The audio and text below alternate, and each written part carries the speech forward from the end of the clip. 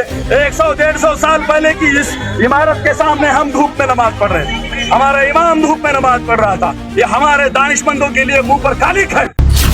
डोक्यावर आग ओकणारं ऊन, पायाखाली तापलेली जमीन, पण तरीही हजारो हात अल्लाहसमोर दुआसाठी उंचावले गेले।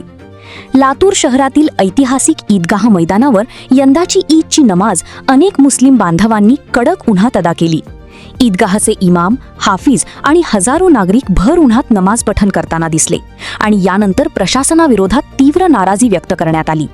100-150 साल पहले की इस इमारत के सामने हम धूप में नमाज पढ़ रहे थे। हमारा इमाम धूप में नमाज पढ़ रहा था। ये हमारे दानिशमंदों के लिए मुंह पर कालिक है।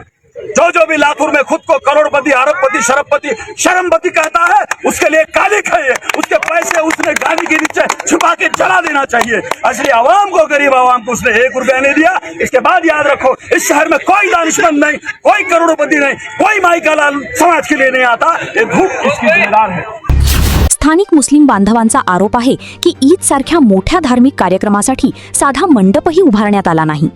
प्रशासनाने दुर्लक्ष केलं, पण शहरातील दानशूर लोकांनी तरी पुढे यायला हवं होतं, अशी भावना अनेकांनी व्यक्त केली।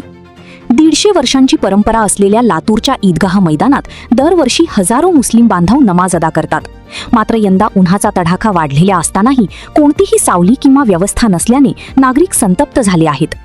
काही नागरिकांनी तर मुस्लिम असल्यामुळे पक्षपात केला जातोय का, असा थेट सवाल उपस्थित केला। या वक्तव्यानंतर शहरात राजकीय आणि सामाजिक चर्चांना उधाण आलं आहे।